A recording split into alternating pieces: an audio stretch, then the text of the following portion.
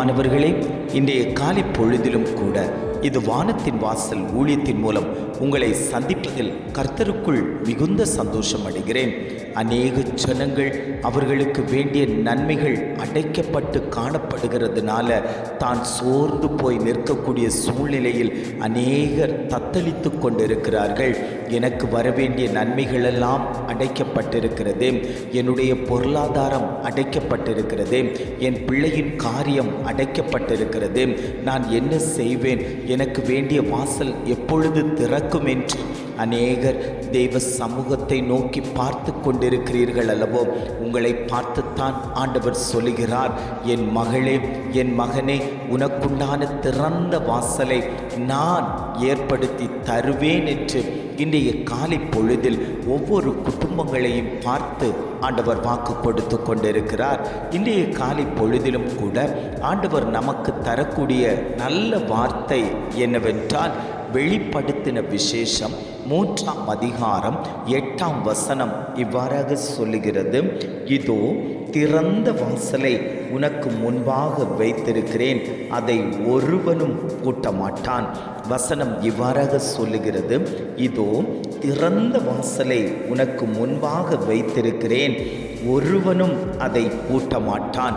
ஆண்டவர் குடும்பத்தை பார்த்து சொல்லுகிறார், உங்களுக்குண்டான திறந்த வாசலை நான் வைத்திருக்கிறேன், அதை சத்துரு பூட்ட முடியாது என்று ஆவியானவர் இன்னைக்கு குடும்பங்களை பார்த்து அவர் பேசிக்கொண்டிருக்கிறார். பிலதெல்பியா சபைக்கு தூதனானவன் சொன்ன காரியம் என்னவென்றால், பரிசுத்தம் உள்ளவரும் சத்தியம் உள்ளவரும் தாவீதின் திறவுகோலை உடையவரும் ஒருவரும் பூட்டக்கூடாதபடிக்கு திறக்கிறவரும் ஒருவரும் திறக்கக்கூடாதபடிக்கு பூட்டுகிறவருமாயிருக்கிறவர் சொல்லுகிறதாவது, உன் கிரியைகளை அறிந்திருக்கிறேன், உனக்கு கொஞ்சம் பலன் இருந்தும் நீ என் நாமத்தை மறுதலியாமல் என் வசனத்தை கை கொண்டபடியினாலே இதோ திறந்த வாசலை உனக்கு முன்பாக வைத்திருக்கிறேன், அதை ஒருவனும் பூட்ட மாட்டான். ஆண்டவர் இன்றைய காலை பொழுதில் ஆண்டவர் ஒவ்வொரு குடும்பங்களையும் பார்த்து அவர் சொல்லுகிறார், அவருடைய வார்த்தையை, அவருடைய வசனத்தை யாரெல்லாம் கை கொண்டு அவருடைய நாமத்தை மறுதலியாமல் இரவும் பகலும் அவரோடு கூட நடக்கக்கூடியவர்களுக்கு ஆண்டவர் சொல்லுகிறார், உங்களுக்குண்டான திறந்த வாசல் உங்களுக்கு முன்பாக வைக்கப்பட்டிருக்கிறது, அதை ஒருவனும் பூட்ட முடியாது. சத்ரு இனி உங்கள் குடும்பங்களில் உங்களுக்கு வேண்டிய வாசலை அடைக்க முடியாது. ஏனென்றால் அந்த வாசலை வைத்தவர் நான், அந்த வாசலின் கதவண்டையில் நின்று கொண்டிருக்கிறேன், உங்கள் கதவுகளை நான் தட்டி கொண்டிருக்கிறேன். ஒருவன் அந்த கதவை திறப்பானேயானால் அவனோடு போஜனம் பண்ணுவதற்கு நான் ஆயத்தமாய் இருக்கிறேன். இன்றைக்கு எத்தனை பேர் ஆண்டவரே அந்த திறந்த வாசலை எனக்கு முன்பாக வைத்திருக்கிறீர்கள் அல்லவோ? அந்த வாசல் அண்டையில் நிற்கக்கூடிய அந்த தெய்வத்தை என் வீட்டுக்குள்ளாடி வைத்து அவருக்கு போஜனமாகிய வசனம் என்னுடைய குடும்பத்தில் போதிப்பதற்கு நான் வாஞ்சிக்கிறேன் என்று எத்தனை பேர் கேட்டுக்கொள்கிறீர்களோ அத்தனை பேருக்கும் ஆண்டவர் சொல்லுகிறார், அந்த கிருபையை நான் உங்களுக்கு ஊற்றி கொடுக்க போகிறேன், அந்த வல்லமையை நான் உங்களுக்கு ஊற்றி கொடுக்க போகிறேன். பெத்தானியா ஊருக்குள் அவர் வரும்போது, லாசருவின் வீட்டிற்குள் அவர் கடந்து வரும்போது, ஆண்டவருடைய பாதபடியில் அமர்ந்து கொடுத்த மரியாளுக்கு ஒரு நன்மை உண்டானது. அது ஒருவராலும் செய்யக்கூடாத நன்மையை கர்த்தர் மரியாளுக்கு செய்து கொடுத்தார்.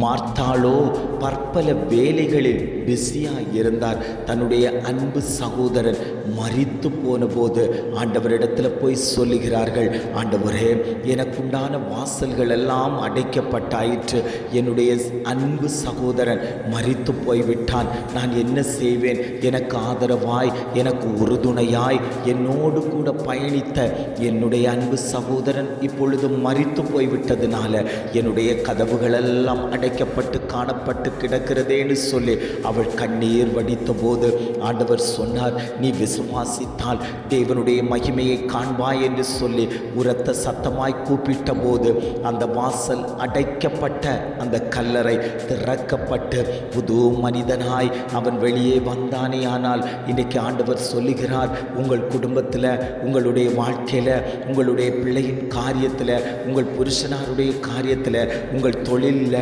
அநேக வாசல்கள் அடைக்கப்பட்டு காணப்பட்டு கிடக்கலாம். அநேக வாசல்களில் நாற்றம் எடுத்து கொண்டிருக்கலாம்.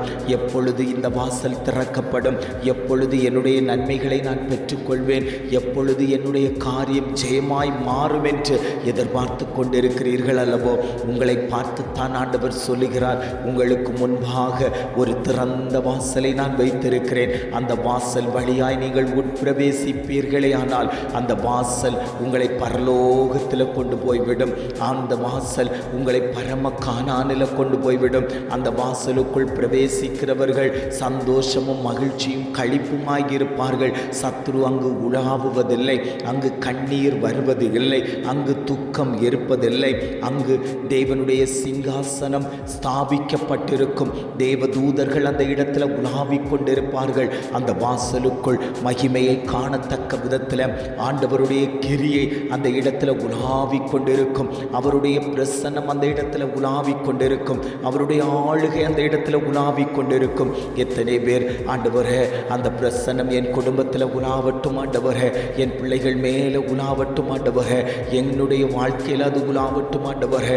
இந்த சத்துரு என் வாழ்க்கையை பறித்து வைத்து கொண்டிருக்கிறானே, அநேக நன்மைகள் கிடைக்கக்கூடாதபடிக்கு சத்ருவானவன் பல தடைகளை கொண்டு போட்டிருக்கிறானேன்னு சொல்லி அநேகர் தெய்வ சமூகத்தை பார்த்து கொண்டிருக்கிறீர்கள் அல்லவோ? உங்களை பார்த்துத்தான் ஆண்டவர் சொல்லுகிறார், அந்த தடைகள் உடைக்கப்படும், உங்களுக்குண்டான வாசல்கள் திறக்கப்படும். அந்த வாசல் வழியாய் நீங்கள் பிரவேசிப்பீர்கள். என்னிடத்தில் நீங்கள் வருவீர்கள். என்னிடத்தில் நீ வாஞ்சியாய் இருக்கிறபடியால் உன்னுடைய காரியத்தை நான் ஜெயமாய் மாற்றுவேன் என்று ஆண்டவர் ஒவ்வொரு குடும்பங்களையும் பார்த்து ஆவியானவர் பேசிக் கொண்டிருக்கிறார். ஜெபிக்கலாமா? அன்பின் பரலோக பிதாவே, இந்த காலை பொழுதுக்காக நாங்கள் உம்மை துதிக்கிறோம், ஸ்தோத்தரிக்கிறோம் ஆண்டவரே. இந்த காலை பொழுதிலும் கூட ஆண்டவர் எங்களுக்கு தந்த நல்ல வார்த்தைகளுக்காக நாங்கள் உமக்கு நன்றி செலுத்துகிறோம் ஆண்டவரே. இதோ திறந்த வாசலை உனக்கு முன்பாக வைத்திருக்கிறேன், அதை ஒருவனும் பூட்ட மாட்டான் என்று அழகான ஒரு வாக்கு தத்தத்தை எங்களுக்கு தந்தீங்க ஆண்டவரே. அந்த வாக்கு தத்தத்தை பிடித்து கொண்டு நாங்கள் சொல்லுகிறோம், எங்களுக்கு முன்பாக வைக்கப்பட்ட அந்த திறந்த வாசல் ஒரு நாளும் அடைபட்டு போகக்கூடாது ஆண்டவரே. சத்ருவானவன் தடையை கொண்டு போடக்கூடாது ஆண்டவரே. சத்ருவானவன் சவால்களை கொண்டு போடக்கூடாது ஆண்டவரே. அவன் ஜெயம் எடுக்காதபடிக்கு கர்த்தர் இஸ்ரவேலின் ஜெயபலமானவர், நீர் ஜெயம் எடுக்கும்படியாய் நாங்கள் ஜெபிக்கிறோம் ஆண்டவரே. குதிரை யுத்த நாளுக்கு ஆயத்தமாக்கப்பட்டிருக்கிறது, ஜெயமோ கர்த்தரால் வரும் என்று சொல்லப்பட்ட பிரகாரம் ஆண்டவரே, ஜெயம் கொடுக்கக்கூடிய தகப்பன் எங்கள் மத்தியில் நீர் இருப்பதற்காக நாங்கள் உமக்கு நன்றி செலுத்துகிறோம் ஆண்டவரே. எங்களுக்குண்டான வாசல்கள் எங்களுக்கு முன்பாக திறந்தே இருக்கும்படியாய் நாங்கள் ஜெபிக்கிறோம் ஆண்டவரே. இதை கேட்டுக்கொண்டு இருக்கக்கூடிய ஒவ்வொரு குடும்பத்தின் மேலேயும் தேவனுடைய கரம் வைக்கப்படட்டும், தேவ பிரசன்னம் அந்த இடத்துல உலாவட்டும், தேவனுடைய மகிமை அந்த மக்களை ஆளுகை செய்யும்படியாய் நாங்கள் ஜெபிக்கிறோம் ஆண்டவரே. மட்டுமாய் நடத்தின தகப்பன் இனியும் நீர் அவர்களை நடத்தும்படியாய் நாங்கள் ஜெபிக்கிறோம். எங்களை தாழ்த்தி தருகிறோம். துதி, கன, மகிமை எல்லாம் உமக்கே செலுத்துகிறோம். மீட்பர் இயேசுவின் மூலம் ஜெபம் கேளும் நல்ல பிதாவே. ஆமேன், ஆமேன்.